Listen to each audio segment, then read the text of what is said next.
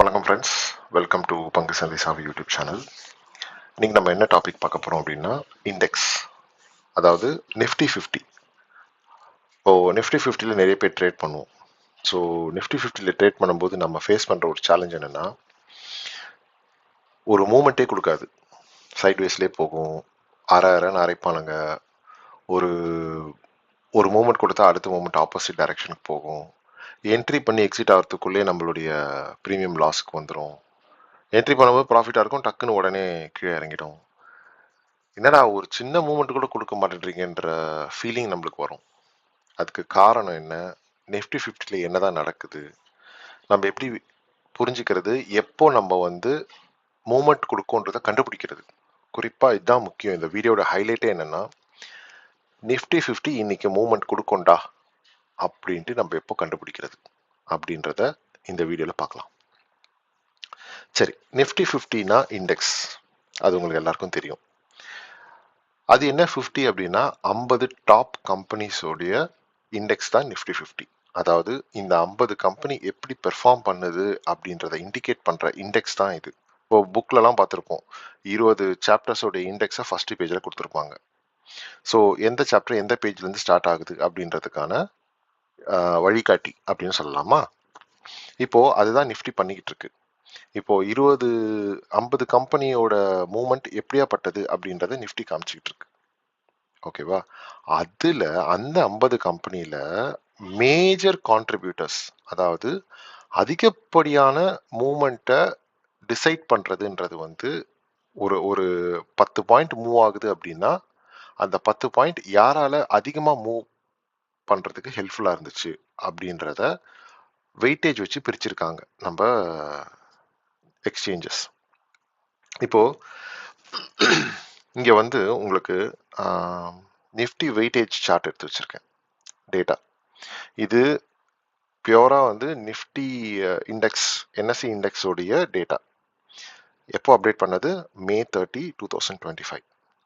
இது அப்பப்போ மாறும், அவங்க ஏதாவது சேஞ்சஸ் பண்ணிட்டே இருப்பாங்க. இப்போ நிஃப்டி 50க்கான ஸ்டாண்டர்ட்ஸை ஒரு கம்பெனி மீட் பண்ணல அப்படின்னா அதை நிஃப்டி 50லேருந்து எடுத்து நெக்ஸ்ட் 50க்கு போட்டுருவாங்க. நெக்ஸ்ட் 50ல ஏதாவது அந்த மாதிரி ஒரு ஸ்டாண்டர்டை மீட் பண்ணுச்சு அப்படின்னா இதை தூக்கி நிஃப்டி 50ல போட்டுருவாங்க.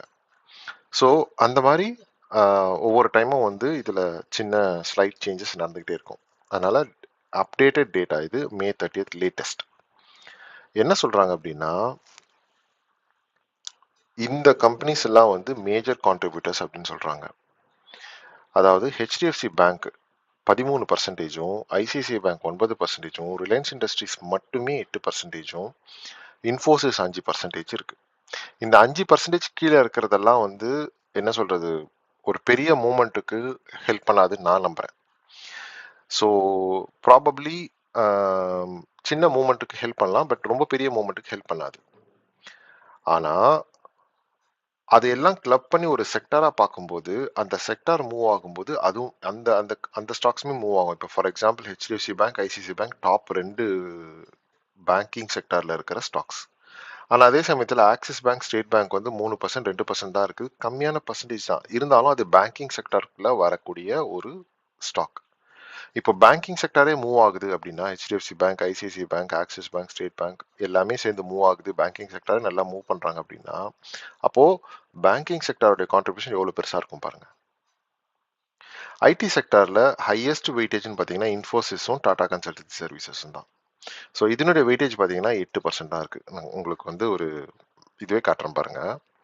இப்போ major contribution banking sector, HDFC bank 13, ICICI 9, Axis 3, SBI 1, total banking செக்டாரோட வெயிட்டேஜ் 28%. நிஃப்டி ஒரு 100 பாயிண்ட் மூவ் ஆகுது அப்படின்னு வச்சுக்கோங்களேன். ஆவரேஜா நிஃப்டி இப்போல்லாம் 150 பாயிண்ட் மூவ் ஆகுதா? சே ஃபார் எக்ஸாம்பிள் ஒரு 150 பாயிண்ட் மூவ் ஆகிறதுக்கு பேங்கிங் செக்டார் எவ்வளோ பாயிண்ட்ஸ் கான்ட்ரிபியூட் பண்ணுன்னு பாருங்க. 42 பாயிண்ட் கான்ட்ரிபியூட் பண்ணுது. 100 பாயிண்ட்டுக்கு 42 பாயிண்ட் கான்ட்ரிபியூட் பண்ணுது. இப்போ ஐடி என்ன பண்ணுது? ஐடி செக்டார் இவங்க கொடுத்துருக்க சார்ட் படி, டேட்டா படி 2 ஸ்டாக்ஸ் தான் கான்ட்ரிபியூஷன் அதிகமாக இருக்குது. 5% இன்ஃபோசிஸும் 3% டிசிஎஸும். So 8% IT sector. ஆனா இதுல ஒருத்தர் ரொம்ப முக்கியமானவர் யாருன்னா ரிலையன்ஸ் இண்டஸ்ட்ரீஸ். அந்த ஒரு ஸ்டாக் மட்டுமே ஐடி செக்டாருக்கே ஈக்குவலண்டான ஒரு ஸ்டாக். 8% மூவ் கொடுக்கலாம். ஸோ இங்க என்னன்னா நம்ம முக்கியமா பார்க்க வேண்டியது 3 கேட்டகரி தான். Banking sector, Reliance industries, IT sector. சரிங்களா? இந்த 3த்துடைய காம்பினேஷனை வச்சு தான் நிஃப்டியோட மூவ்மெண்ட் எப்படி இருக்கும்ன்றதை நம்ம கண்டுபிடிக்க முடியும். இதை பார்க்காம நம்ம வெறும் நிஃப்டியை மட்டும் பார்த்துட்டே இருந்தோம்னா நம்மளுக்கு ஒன்றும் புரியாது. இப்போ ஃபார் எக்ஸாம்பிள் இங்க பாருங்க, ஐடி டவுனு, பேங்க் அப்பு அப்படின்னா நிஃப்டி என்ன பண்ணும்? ஆசிலேட் பண்ணும். ஸ்லைட்லி ஃபேவரபிள் டுவர்ட்ஸ் பேங்கிங் செக்டாரோட மூவ்மெண்ட். ஏன்னா பேங்கிங் செக்டார் 28% கான்ட்ரிபியூட் பண்ணுது இல்லையா? அதனால ஸ்லைட்டா இப்போ வந்து ஐடி கம்ப்ளீட்டா ஒரு பெரிய ரெட் கேண்டில் வைக்குது, பட் பேங்க் வந்து பாசிட்டிவ் கேண்டில் வைக்குது அப்படின்னா என்னவா இருக்கும்? கிட்டத்தட்ட ஒரு நியர் டு நியர் ஒரு டோஜி மாதிரியோ இல்ல ஒரு சின்ன புல்லிஷ் கேண்டிலோ இல்ல ஒரு ரொம்ப சின்ன பேரிஷ் கேண்டிலோ தான் வரும், லாங் லெக் வச்சுட்டு. இதுவே ஐடியும் அப்பு பேங்க்கும் அப்புனா நிஃப்டி பறக்கும். இது கூட ரிலையன்ஸ் இண்டஸ்ட்ரீஸும் சேர்த்துக்கணும். ஸோ எப்பவுமே banking plus IT plus Reliance Industries 3த்துடைய காம்பினேஷன்ல தான் நம்ம நிஃப்டி மூவ்மெண்ட்டே இருக்கு. இப்போ ரிலையன்ஸ் இண்டஸ்ட்ரீஸ் 8%, ஐடி செக்டார் ஒரு 8%, 16 பிளஸ் இது ஒரு 28, 44% இது மட்டுமே கொடுத்து கிட்டத்தட்ட ஹாஃப் ஆஃப் த மூவ்மெண்ட், நிஃப்டியோட மூவ்மெண்ட் இந்த 3த்தையும் வச்சுமே வந்துடும். இப்போ ஒரு 100 பாயிண்ட் மூவ் ஆகுதுன்னா 44 பாயிண்ட் இவங்க தான் கொடுக்குறாங்கன்னு அர்த்தம். சரிங்களா? இதுல வந்து வேற்றுமைகள் இருக்கலாம். இப்போ பேங்கிங் செக்டார் வந்து ஒரு என்ன சொல்றது எக்ஸ்ட்ரானரி மூவ்மெண்ட் இருக்கலாம், ஐடி மைல்டான மூவ்மெண்ட் இருக்கலாம், ரிலையன்ஸ் இண்டஸ்ட்ரீஸ் மைல்டான மூவ்மெண்ட் இருக்கலாம். இங்க என்ன நடக்கக்கூடாது அப்படின்னா பேங்கிங் செக்டார் எக்ஸ்ட்ரானரியான மூவ்மெண்ட்டை கொடுத்தாலும் ஆப்போசிட் சைடில் ரிலையன்ஸும் ஐடியும் மூவ் ஆகக்கூடாது. அவங்க ஒன்றுமே பண்ணாமல் இந்த 5 ஸ்டார் அட்வர்டைஸ்மெண்ட்டில் வர மாதிரி தான், ஈட் 5 ஸ்டார் டூ நத்திங்ன்ற மாதிரி அவங்க எதுவுமே பண்ணாமல் சும்மா இருந்தாலுமே பேங்கிங் செக்டர் நல்லா மூவ் ஆச்சுன்னா நிஃப்டி நல்லாவே மூவ் ஆகும். அதை நான் வந்து உங்களுக்கு சார்ட்டில் கிளியராக காட்டுறேன் பாருங்க.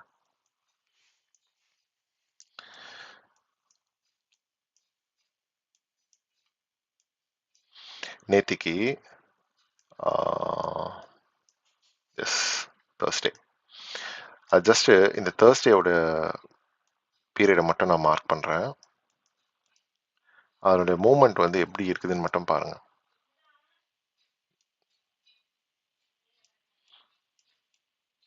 இதுதான் தேர்ஸ்டேயோட லெவல்ஸ்.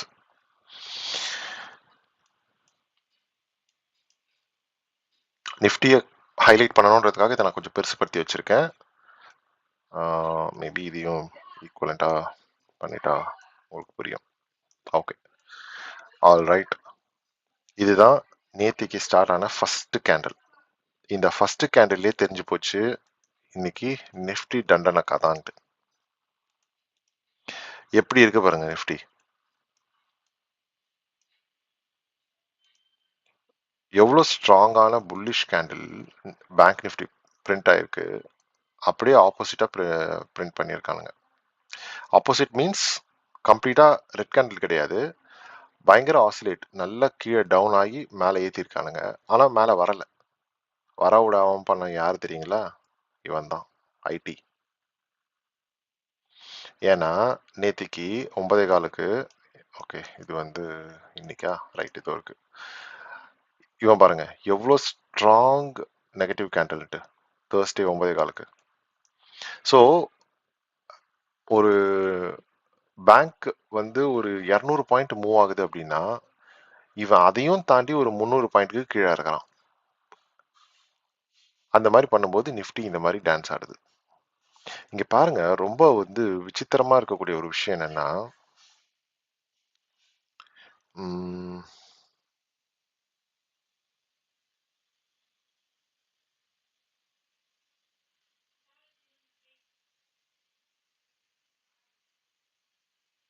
நோட் பண்ணி வச்ச மறந்துட்டேன்.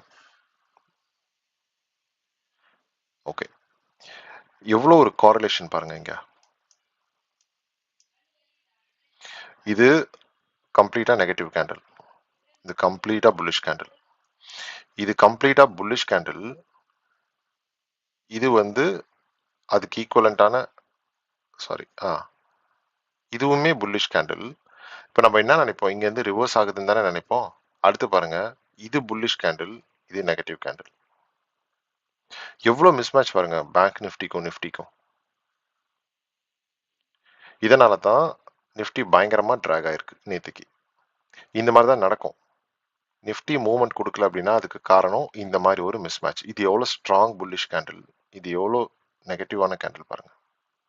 ரிஜெக்ஷன் ஆயிருக்கு, காரணம் பேங்க் நிஃப்டியோட டாமினேஷனால.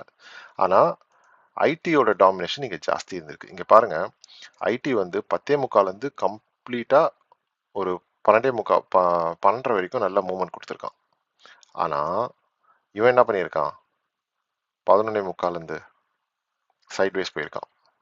பிகாஸ் நிஃப்டி ஐடி ஏறுது, ஆனால் பேங்கிங் செக்டார் இறங்குது. இங்கே பாருங்க, பேங்கிங் செக்டார் எப்படி ஒரு 11:45 எங்கப்பா, எஸ், இது 11:45. இதுக்கப்புறம் பேங்கிங் செக்டார் இறங்குது, ஆனால் ஐடி ஏறுது. இந்த ஒரு மிஸ்மேட்சால கம்ப்ளீட்டா நிஃப்டி வந்து மேலேயும் போக முடியாம கீழேயும் வர முடியாம, அதாவது நிஃப்டிக்கு சப்போர்ட்டும் பண்ண முடியல. பேங்க் நிஃப்டி வந்து இந்த பக்கம் இழுக்குது, நிஃப்டி ஐடி இந்த பக்கம் இழுக்குது டவுன் சைட்ல. ஸோ ரெண்டு சைட்லயும் மாத்தி மாத்தி இழுக்கிறதால நிஃப்டி இந்த மாதிரி குச்சி குச்சியா வைக்க ஆரம்பிச்சிருது. காரணம் என்ன தெரியுங்களா, நேற்று எக்ஸ்பைரி டே. இந்த எக்ஸ்பைரி டே வந்தாலுமே முக்காவாசி இந்த மாதிரி தான் வேலையை பண்ணுவானுங்க. ஆனா நீங்க இதுல இருந்து ஒரு விஷயம் தெரிஞ்சுக்கலாம், இந்த மாதிரி மிஸ்மேட்ச் வர நாள் ஒரு கோல்டன் ஆப்பர்ச்சுனிட்டி. அடுத்த நாள் ஏதோ ஒரு சைட் நல்ல மூவ்மெண்ட் இருக்கும். இந்த பாருங்க, நான் இன்னைக்கு இதை பார்த்த உடனே உங்களுக்கு இதை அப்டேட் பண்ணணும்னு நினைச்சேன். இதை இந்த இந்த விஷயத்த சொல்லணும், கன்வே பண்ணணும்னு நினைச்சேன். இப்போ நல்ல மூவ்மெண்ட் கொடுத்துருச்சா. இப்போ இங்க பாருங்க,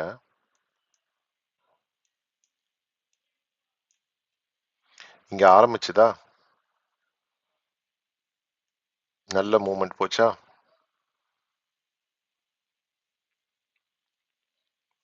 இந்த ரெண்டு கேண்டலுமே மிஸ் மேட்ச். அடுத்து ஒரு நல்ல மூவ்மெண்ட், ஈக்குவலண்டான மூவ்மெண்ட். அதுக்கப்புறம் கம்ப்ளீட் மிஸ் மேட்ச். கண்டினியூஸா 1 2 3 4 கம்ப்ளீட் மிஸ் மேட்ச். இப்படி மிஸ் மேட்ச் ஆகுது அப்படின்னாலுமே அடுத்த சில பல நேரங்களுக்கு நீங்க சைட்வேஸ் தான் எதிர்பார்க்க போறீங்கன்னு அர்த்தம். கிளியரா புரிஞ்சுக்கலாம். ஒரு கேண்டில் 2 கேண்டில் ஓகே, அடுத்த கேண்டில் பிரேக் அவுட் ஆகி மூவ்மெண்ட் கொடுக்க ஆரம்பிச்சிருச்சு, இவனும் கொடுக்க ஆரம்பிச்சிட்டான். பேரலா ஐடியும் பாருங்க, 10:30 மணி. இங்க ஐடியில் 10:30 மணிக்கு என்ன சொல்லுது, நெகட்டிவ் கேண்டில். இங்க negative candle, strong negative candle, but பேங்க்ல ஸ்ட்ராங் பாசிட்டிவ் கேண்டில். அப்போ திணறுவான மாட்டானா இவன், ரெண்டு பக்கமும் மத்தளம் போல் என்னை அடிச்சீங்கன்னா நான் என்னவா பண்ணுவேன் அப்படின்ட்டு. அந்த மாதிரி தான். ஸோ இப்போ உங்களுக்கு புரிஞ்சிருக்கும்னு நினைக்கிறேன்.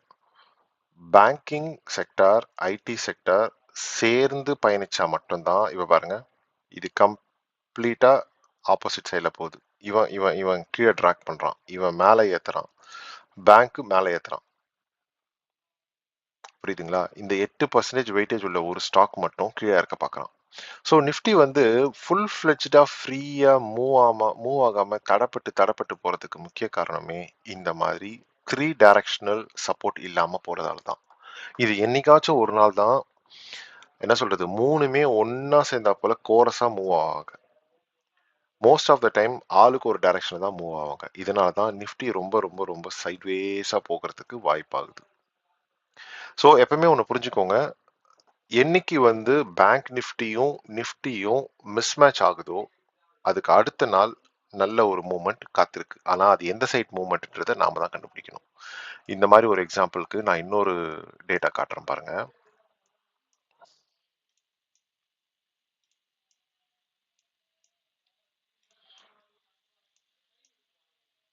Okay, Tuesday.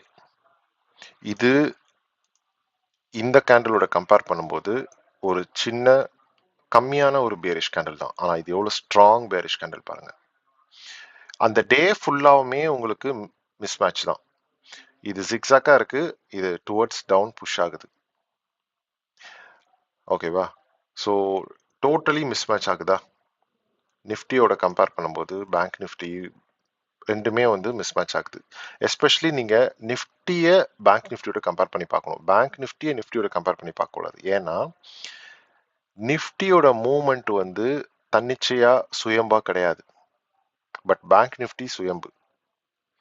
பேங்க் நிஃப்டியில் இருக்க ஸ்டாக்ஸை பேஸ் பண்ணி தான் நிஃப்டி பேங்க் ஒர்க் ஆகுது. ஆனால் நிஃப்டி எதனால் ஒர்க் ஆகுதுன்னா பேங்க் நிஃப்டியில் இருக்க ஸ்டாக்ஸாலையும் ஒர்க் ஆகுது, ரிலையன்ஸ் இண்டஸ்ட்ரீஸால ஒர்க் ஆகுது, ஐடி செக்டாரில் இருக்க ஸ்டாக்ஸாலையும் ஒர்க் ஆகுது. ஸோ இது ஒரு காம்பினேஷன் இண்டெக்ஸ். பட் இது தன்னிச்சையான ஒரே செக்டாருக்கான இண்டெக்ஸ். ஸோ எப்பவுமே வந்து இந்த மாதிரி ஒரு ஜிக்ஸாக் மூமெண்ட் இருக்கிற நாளைக்கு அடுத்த நாள் உங்களுக்கு நல்ல மூமெண்ட் இருக்கு. ஃபர்ஸ்ட் 2 கேண்டிலே உங்களுக்கு காமிச்சு விட்டுருச்சு. ஆனா என்ன பிரச்சனைனா மறுபடியும் இவன் சைட்வேஸ் அடிக்கிறான், இவன் கீழே போறான். இந்த மாதிரி இருக்கும்போது நீங்க ட்ரேடை அவாய்ட் பண்ணிக்கிறது நல்லது. ஏன்னா இவன் வந்து சைட்வேஸ் போனா பரவாயில்ல, இவன் வந்து அப் போனான்னு வச்சுக்கோங்களேன், ஐடி வந்து கீழே இறக்குறான்னு வச்சுக்கோங்களேன், அப்ப நிஃப்டி என்ன ஆகும்? சைட்வேஸ்ல போகும். இவன் சைட்வேஸ்ல போனதால மேபி ஐடி வந்து நல்ல டவுன் ஆனதால இங்க மூவ்மெண்ட் கொடுத்துருச்சு. நீ எதுவுமே இந்த இண்டெக்ஸ் ஹெவி வெயிட்ஸ்லாம், மற்ற இண்டெக்ஸ் ஹெவி வெயிட்ஸ்லாம் எதுவுமே பண்ணாம இருந்து வேற சில ஸ்டாக்ஸால நிஃப்டி மூவ்மெண்ட் கொடுக்கலாம். புரியுதுங்களா? ஸோ ஒன்ஸ் மிஸ்மேட்ச் ஆகுது அப்படின்னாலுமே இங்க ஒரு ரெட்டு, இங்க ஒரு கிரீனு, இங்க ஒரு கிரீனு, இங்க ஒரு ரெட் அப்படி வந்துச்சு அப்படின்னாலுமே அலர்ட் ஆயிக்கடா அப்படின்ட்டு ஆயிடுங்க. அவ்வளவுதான், சிம்பிள். ஸோ எப்பவுமே வந்து நிஃப்டி பேங்க் நிஃப்டி கார்லேட் ஆகணும் ஆர் மேட்ச் ஆகணும். அப்படி மேட்ச் ஆகலை அப்படின்னா டெஃபினட்டா சைட்வேஸ் தான். ஸோ வரும் காலத்தில் இதை வச்சு நீங்க பயன்பெறுங்கள் அப்படின்றதுக்காக தான் இந்த வீடியோ. இன்னொன்னு சொல்றேன், நிஃப்டி பெருசா மூவ்மெண்ட் கொடுக்குமா அப்படின்னா டவுட் தான். ஏன்னா நிஃப்டியும் பேங்க் நிஃப்டியும் டெய்லி சார்ட்ல கூட மிஸ் மேட்ச் ஆகுது. ஸோ எப்போ அவங்க மறுபடியும் சிங்க் ஆகுறாங்களோ அப்போ நல்ல மூவ்மெண்ட் நிஃப்டியில கொடுக்கும். இப்போ இந்த இந்த கேண்டில் பாருங்க, இது ஒரு டோஜி கேண்டில். ஆனா பேங்க் நிஃப்டியில ஒரு ஸ்ட்ராங் பேரிஷ் கேண்டில். பேங்க் நிஃப்டியில ஒரு புல்லிஷ் கேண்டில், இங்க வந்து இன்டெசிசிவான ஒரு கிட்டத்தட்ட ஒரு டோஜி கேண்டில். இதுவும் ஒரு நெகட்டிவ் கேண்டில், பேங்க் நிஃப்டியில ஒரு நெகட்டிவ் கேண்டில். ஸோ எப்போ வந்து நம்ம கன்ஃபார்ம் பண்ணலாம் அப்படின்னா தொடர்ச்சியா ஒரு 2-3 கேண்டில் ஆகுது சிமிலரா இருக்கும்போது மட்டும்தான் நீங்க வந்து இது வந்து மேட்ச் ஆகுது, 2 பேரும் பேரலா போறாங்க அப்படின்னு சொல்லிட்டு நம்ம புரிஞ்சுக்கலாம். ட்ரெண்ட் வைஸாவும் சரி, கேண்டில் வைஸாவும் சரி, கண்டிப்பா நீங்க வந்து பேங்க் நிஃப்டி, ஐடி, ரிலையன்ஸ் மூணுத்தையும் மேட்ச் பண்ணி பார்த்துட்டு நிஃப்டியில எந்த ஒரு பொசிஷன்ஸுமே பாருங்க. ஓகே, ஸோ இந்த கண்டென்ட் உங்களுக்கு யூஸ்ஃபுல்லாக இருந்திருக்கும்னு நினைக்கிறேன், இந்த ஐடியா. ஸோ எப்படின்ட்டு சொல்லிட்டு உங்களுடைய கருத்துக்களை தெரிவிங்க. அண்ட் மேலும் இன்னொரு வீடியோவோட, இன்னொரு கண்டென்ட், இன்னொரு டாப்பிக்கோட நான் உங்களை மறுபடியும் சந்திக்கிறேன். நன்றி, வணக்கம்.